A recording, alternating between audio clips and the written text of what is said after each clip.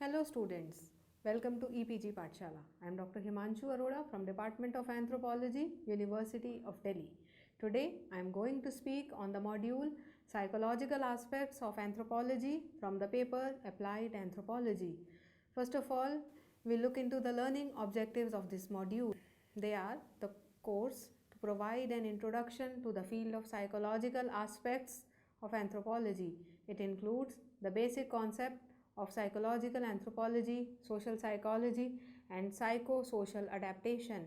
And the study of this module enables the student at postgraduate level to understand the psychological aspects of occupational therapy, disease, obesity, chronic disease, and psychosocial aspects of depression and the role of psychotherapy. Let's start with an introduction to the module. People may not be fully aware of the relationship between their mental and emotional well being and the environment. It was first commonly used by psychologist Erik Erikson in his description of the stages of psychosocial development. Mary Richmond, pioneer of American social work, regarded there to be a linear relationship between cause and effect in a diagnostic process.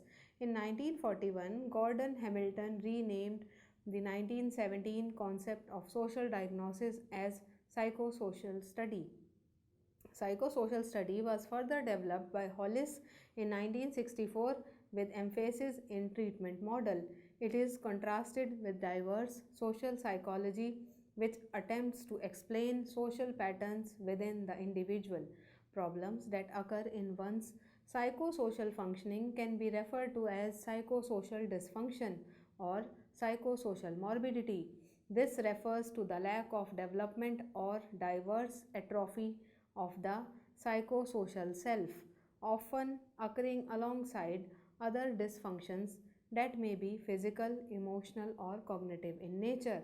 Scholarly societies in this field bring together researchers, academics, and practitioners who are interested in contributing to the development of this inter or transdisciplinary field of study.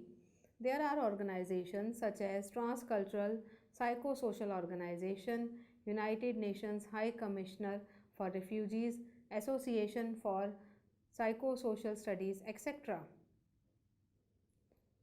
Let's talk about the psychosocial approach. The psychosocial approach looks at the individuals in the context of the combined influence that psychological factors and the surrounding social environment have on their physical and mental wellness and their ability to function. This approach is used in a broad range of helping professions in health and social care settings as well as by medical and social science researchers. So, what is the role of a psychosocial in anthropology? A psychosocial aspect of anthropology is the study of psychological topics using anthropological concepts and methods. Among the areas of interest are personal identity, selfhood, subjectivity, memory consciousness, emotion, motivation, cognition, madness, and mental health. Considered thus, there is hardly a topic in the anthropological mainstream that does not offer grist for the analytical mill. Like economic or political anthropology, psychological anthropology can be seen as a perspective on the social as well as being a subfield of the broader discipline. The overlap in subject matter with the related discipline of psychology is obvious, but the approach, grounded in ethnographic field work and comparativism, is usually quite different. Moreover, as a reflexive endeavor, psychological anthropology shines a light not only on the cultural vehicles of thought but on the concepts we use to think about those means.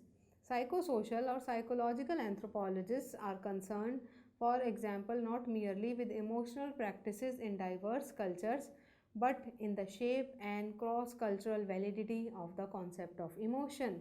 Psychological anthropology is an interdisciplinary subfield of anthropology that studies the interaction of cultural and mental processes. This subfield tends to focus on ways in which humans' development and enculturation within a particular cultural group with its own history, language, practices, and conceptual categories shape processes of human cognition, emotion, perception, motivation, and mental health. It also examines how the understanding of cognition, emotion, motivation, and similar psychological processes inform or constrain our models of cultural and social processes. Each school within psychological anthropology has its own approach. Now, let's talk about social psychology. Social psychology is the study of the manner in which personality, attitudes, motivations, and behavior of the individual influence and are influenced by the social groups. Social psychology is the scientific study of how people's thought, feelings, and behaviors are influenced by the actual, imagined, or implied presence of others. In this definition, scientists refer to the empirical method of investigation. The terms thoughts, feelings, and behaviors include all psychological variables that are measurable in a human being. The statement that others' presence may be imagined or implied suggests that we are prone to social influence even when no other people are present, such as when watching television or following internalized cultural norms. Social psychologists typically explain human behavior as a result of the interaction of mental states and immediate social situations. Social psychologists therefore deal with the factors that lead us to behave in a given way in the presence of others and look at the conditions under which certain behavior or actions and feelings occur. Social psychology is concerned with the way these feelings, thoughts, beliefs, intentions, and goals are constructed and how such psychological factors in turn influence our interactions with others. Social psychology is a discipline that has traditionally bridged the gap between psychology, anthropology, and sociology. During the years immediately following World War II, there was frequent collaboration between psychologists and anthropologists. However, the two disciplines have become increasingly specialized and isolated from each other in recent years, with anthropologists, sociologists focusing on micro as well as macro variables to a much greater extent. Nevertheless, anthropological to social psychology remains an important counterpart to psychological research in this area. What are some psychosocial aspects of occupational therapy?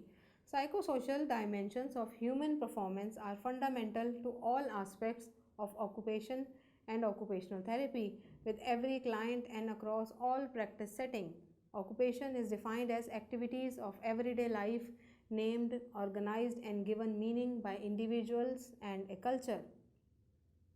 A key tenet of occupational therapy is that the loss of valued occupations may adversely affect an individual's sense of self and agency in the world. An individual's sense of self is influenced by the social, cultural, personal, psychological, and spiritual contexts in which these occupations occur.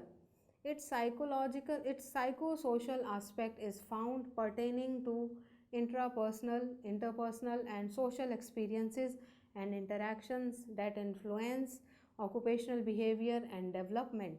While there is no single uniformly accepted definition of the term psychosocial, it is often used in a manner that includes psychological, cognitive, social, cultural, and spiritual aspects of occupation.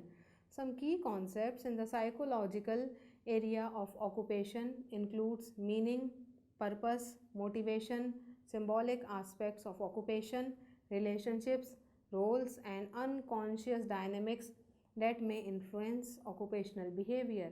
Aspects of personality, temperament, energy, and drive also affect how people perform their meaningful daily life activities. How psychosocial aspects in anthropology is related with disease and of psychological understanding of the psychosocial aspects of physical illness is one of the most important contributions that behavioral sciences can make to medicine. A conceptual framework for the clinical study of these aspects is presented. The determinants and the manifold components of psychological reactions to disease and disability are discussed. The determinants fall into four classes of variables. Firstly, the personality of the patient and his life history. Secondly, the state of the patient's current interpersonal relationships. Thirdly, characteristics of his non human environment. And lastly, the nature and characteristics of the pathological process or injury. The resulting psychological reactions include three components: the intrapsychic, the behavioral, and the social.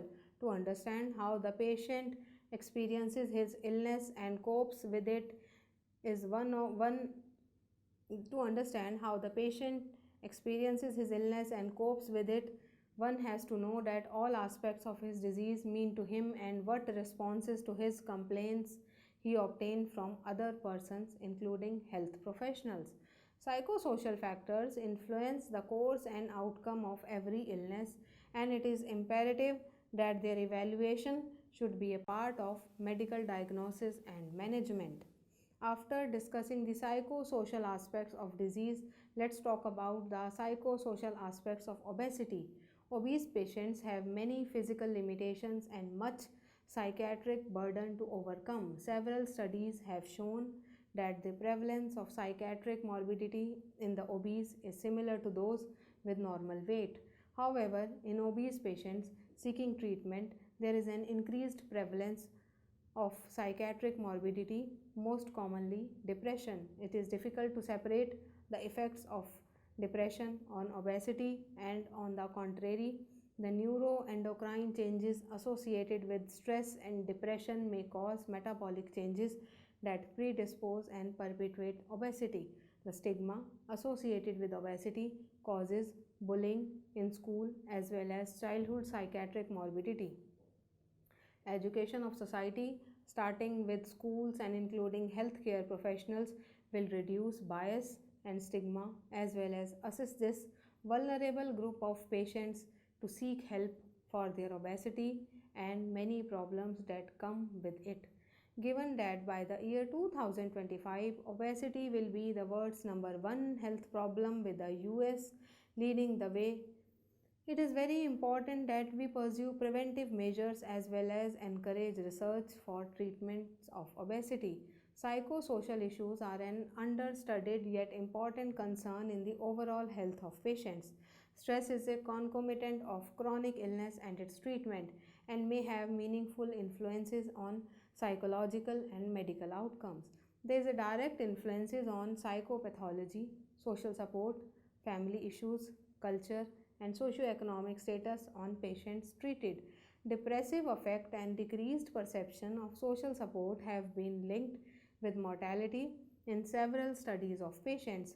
Decreased marital satisfaction, disturbances in family dynamics, and lower socioeconomic status have been associated with poorer health outcomes and can affect patients' perception of social support and depressive affect. Chronically ill patients who undergo treatment with constant interaction and observation by medical staff are potentially an ideal group for evaluation of the effects of stress and psychosocial factors on outcomes in those with chronic diseases, as well as an excellent patient population for intervention to reduce morbidity and mortality.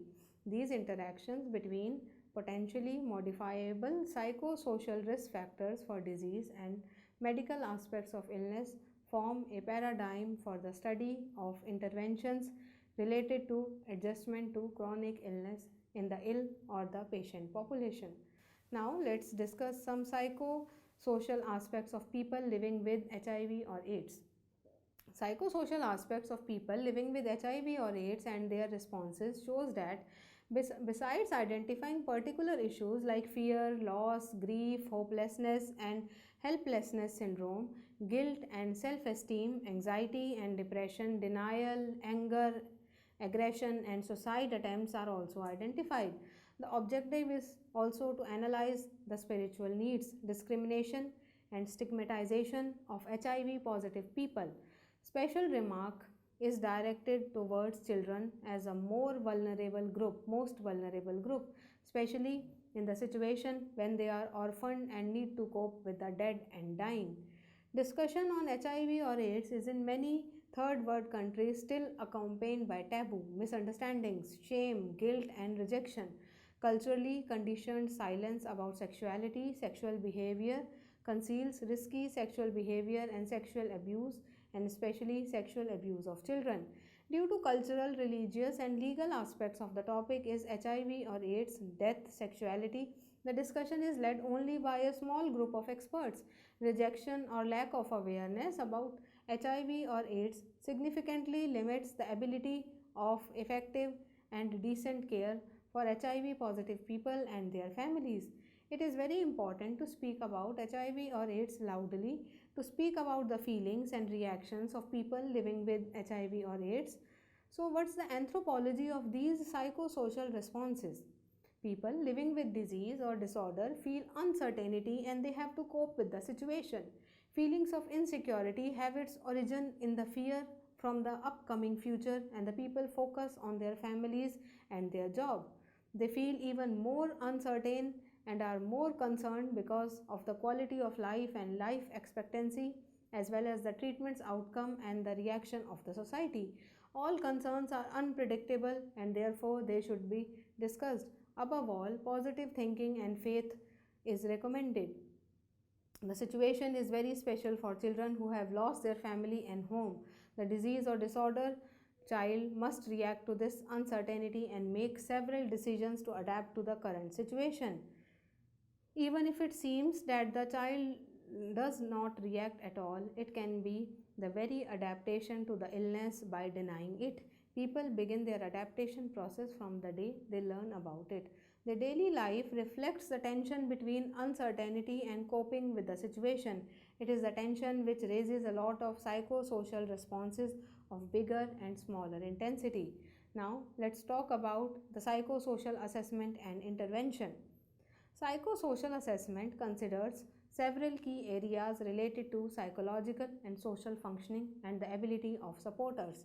It is a systematic inquiry that arises from the introduction of dynamic interaction. It is an ongoing process that continues throughout a treatment and is characterized by the circularity of cause effect or effect cause. The assessment, in assessment, the clinical or in assessment, the clinician or healthcare professional identifies the problem with the client, takes stock of the resources that are available for dealing with it, and considers the way in which it might be solved from an educated hypothesis formed by data collection. This hypothesis is tentative in nature and goes through a process of elimination, refinement, or reconstruction in the light of newly obtained data. There are 5 internal steps in assessment. First, data collection, relevant and current of the problem presented.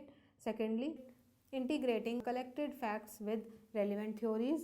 Thirdly, formulating a hypothesis that gives the presented problem with more clarity. Hypothesis substantiation through exploration of the problem, life history of the client, etiology, personality, environment, stigmas, etc. And further integration of newer facts identified in the treatment period and preparing a psychosocial report for psychosocial interventions. Assessment includes psychiatric, psychological, and social functioning risks posed to the individual and others, problems required to assess, problems required to address from any comorbidity, personal circumstances, including family or other careers. Other factors are the person's housing, financial and occupational status, and physical needs.